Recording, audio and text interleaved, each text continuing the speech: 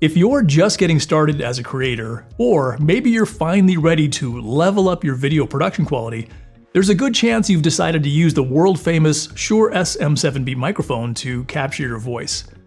Now, whether you've chosen it for its unbeatable off-axis noise rejection capabilities, or because everyone else seems to be using it and it looks cool, in this video I want to show you exactly how to set up and use the Shure SM7B microphone so you can hit the ground running. Oh, and if we haven't met, hi, I'm Brian, and my mission on this channel is to help you build a professional quality home studio to generate attention, authority, impact, and unlimited income. If that sounds like exactly what you need, consider subscribing because I have a ton of cool new videos planned that will help you look and sound like a pro as fast as possible. Alright, so let's dive into the details about setting up a Shure SM7B microphone. The Shure SM7B is an XLR microphone, not USB, so in addition to some kind of a stand like this boom arm, you'll need the mic itself, one XLR cable, and an audio interface like this.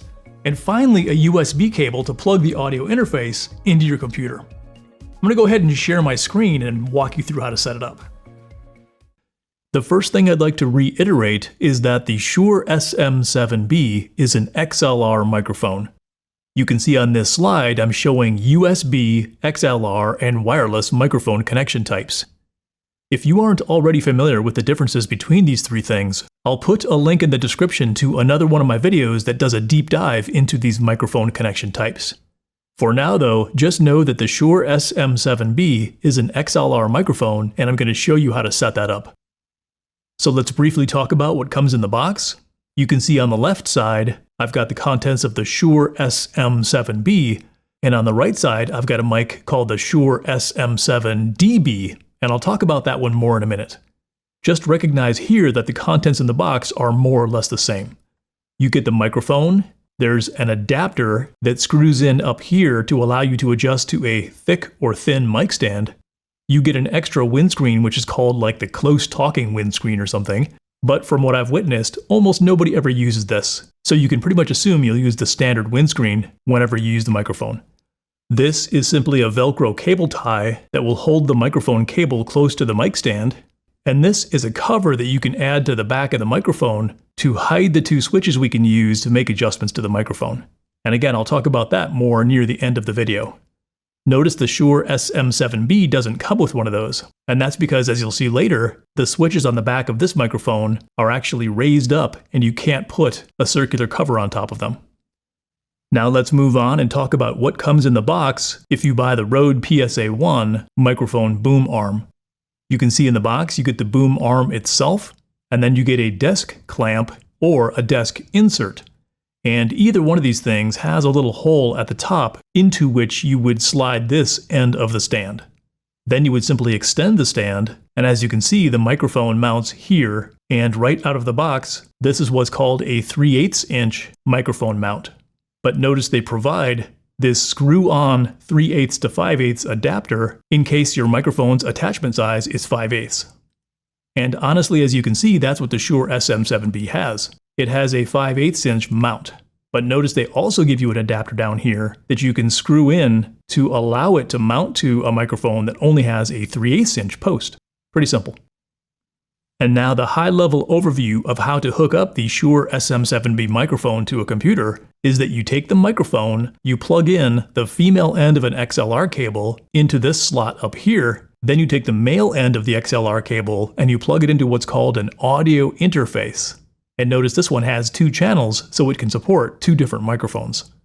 The audio interface will take the analog signal coming into the microphone through the XLR cable, it will convert it to a digital signal, and then you use a USB cable to plug that into your computer, whether it be a laptop or a desktop, in the appropriate type of USB jack. And once you do that, the two channels of this audio interface will show up into whatever recording software you use, whether it's OBS or Camtasia, or Ecamm Live on a Macintosh. You simply open up your software recorder and select this audio interface as the input for your microphone. Then you adjust the gain so you have the appropriate amount of signal coming from the microphone into your computer. And on that point, for the basic Shure SM7B microphone, this audio interface needs to provide about 50 dB of gain. And that's actually a lot because this is kind of a quiet microphone. If your interface isn't able to provide that much gain, there's another component you can plug into the middle that a lot of people recommend. It's called the cloud lifter. But when you use the cloud lifter, you need to use another XLR cable. And the reason for that is because the microphone plugs into the cloud lifter, which gives you about a 25 dB gain boost. Then you use another XLR cable and plug the cloud lifter into your audio interface, and now you only need about 25 dB of gain from your audio interface. And again, you use a USB cable to plug that into your computer, and away you go. It's important to be aware of the cost of this though. The retail price of the microphone is about $440, and you can find that on sale sometimes. Then the cloud lifter itself is $130, and each XLR cable is about $15 or so. And of course that totals up to $600. And that's in addition to whatever you spend on your audio interface. You may or may not be aware, but the same company that produces the Shure SM7B also produces a microphone called the SM7DB. And the main difference between the Shure SM7DB and the Shure SM7B is that essentially this cloud lifter, which is $130, is built right into the microphone. So for that reason, you only need the microphone, one XLR cable, and your audio interface. And notice that's $565 instead of $600. Not a huge difference, but I personally feel like the more modern Shure SM7DB is the right choice. Because once you add in another component and another cord, that increases the number of things that could go wrong with your setup. If you just have the mic, one cable, and your interface, it's a more simple and elegant and problem-free solution. I realize it's probably a bit redundant, but I want to walk through this stuff with you on screen. So here's an example stand. This has got the 3/8 inch kind of skinny adapter there. And this is that adapter they give you because the microphone itself has a larger hole here than is going to fit on the stand. So you basically just screw this guy in here, and then this smaller hole will screw on top of the stand, whether it be a desktop stand like this or the boom arm like I showed you before. And then it's just a matter of plugging your XLR cable into your audio interface, and the audio interface plugs into your computer via a USB cable right over here. Then it's a simple matter of, and I'm just demonstrating on a different microphone here, but there's an XLR jack on the back of the microphone, and on the SM7B it'll be right here, but you simply line up the 3 holes, pop it in until it clicks, and you're ready to go. Turn up the level on your audio interface to the point where it's an appropriate signal strength for your computer. And then when you open up the recorder on your computer, you need to select this as a USB audio device for your microphone, and you should be ready to go. I'll also mention that it is technically possible to connect a Shure SM7B directly to your iPhone, but I really don't recommend it. To do that, you would use a special XLR to Lightning cable, and of course you would plug this into the microphone, and you would plug this Lightning connector into the bottom of your phone. So again, it is possible, but just because you can doesn't mean you should. Now this setup might look intimidating, but it's exactly what I teach in my Independent Creator Academy program. This is showing how you could use one or more Shure SM7DBs and plug them into a modern mixer, and then you could record your audio only in the mixer onto a memory card. You could also, though, use this 1/4 inch to 3.5 millimeter cable and run the audio into a DSLR camera. And that way you could record audio and video in the camera on its memory card. And of course you can do these two things simultaneously if you want to. And the icing on the cake here is you can use a USB cable from the mixer and run it into the computer for audio, and you could also use an HDMI cable to connect your camera's video to your computer, and that would allow you to record audio and video, plus you could do live Zoom or live streaming in real time on your computer. So again, this might look a little bit intimidating, but it's exactly what I teach in my Independent Creator Academy program. Now let's have a quick chat about the settings on the back of the microphone. On the left we have the Shure SM7B, and on the right we have the Shure SM7DB. The older Shure SM7B has these 2 switches right here, and you use a small flathead screwdriver to push this painted line down or up. And when you push this down, it will change the visual display here to show what's called a low cutoff or a low roll-off. And that line will kind of bend downward, just like you see right here. So this switch on the Shure SM7DB is analogous to this switch right here. Notice in the top position, the line is flat, which means you have all of your bass and low end, but if you move the switch down to the lower position, it rolls off the lower end and makes the mic less boomy or muddled. Then on the right side here, if you use the screwdriver to move this switch upward, this visual will change to something like this hump right here.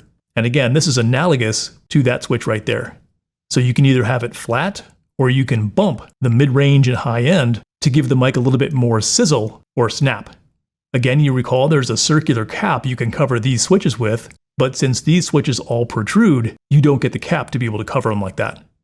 The two additional switches here on the SM7DB are the bypass switch that allows you to activate or deactivate that cloud lifter sort of capability I talked about. And as you can see here, there's a switch that toggles between 18 dB of extra gain or 28 dB of extra gain, depending upon how much you need. And if you turn this bypass switch to the left, that effectively makes your Shure SM7DB exactly like a Shure SM7B. You turn off the cloud lifter when you do that. So again, I personally feel like the Shure SM7DB is the way to go. It costs less than an older Shure SM7B with a cloud lifter, and you have more flexibility, easier to use switches, and arguably a more reliable microphone. All right, and now the moment you've been waiting for. Let's take a listen to how this Shure SM7B sounds relative to what I normally use. I have this Shure SM7B connected through a mixer into my camera, and on my mixer I've got a little bit of just a touch of EQ and compression set up, so it's going to be modified a little bit than what you would normally hear on your computer if you set it up that simple way I talked about before. So I've got an overhead microphone right now, and I'm going to go ahead and switch in 3, 2, 1. And now I'm talking through the Shure SM7B microphone. This is actually the SM7DB microphone because I'm not using a cloud lifter like I said. So how does this sound? This is the SM7DB, and this is my normal overhead microphone. So again, I don't like having this in my space because I like to manipulate products and stuff like that. But the SM7DB does a really good job of off-axis noise rejection, so it can help you out in noisy environments and all that stuff. So again, this microphone is intended to be used between, let's just say, 1 and 3 inches from your mouth. So it's got that kind of deeper, boomy radio announcer sort of a sound. But there you go. That's how the SM7DB sounds relative to the microphone that I normally use. So let me know in the comments, what do you think? Would you choose the SM7DB or would you choose an overhead mic like I'm using? And like I said, if that mixer setup is intimidating to you at all, I've got links for all this stuff. I'm doing live webinars monthly, so go ahead and sign up and you can learn how to use it real time from me live. So thanks for tuning in. I hope you liked it. Now finally, I've been developing an amazing online course program called Independent Creator Academy to help people like you learn how to buy, set up, and use the right home video equipment to generate attention, authority, and income as fast as possible. While I'm finishing up this program, I'm hosting a series of monthly free live webinars starting soon. In these free sessions, I'll walk you through the basics of how to choose the right camera, lights, and microphone to get started with confidence. I'll also provide an overview strategy I call the Internet Income Engine that anyone can use to generate income using a high-quality home video studio. If that sounds like something you need, click the link in the description or the first pinned comment to register, and I'll email you about my next live webinar soon. Plus, just for signing up, I'll email you my complete gear list with direct links to every tool I use for my videos. Thanks for watching, and I'll see you in the next video.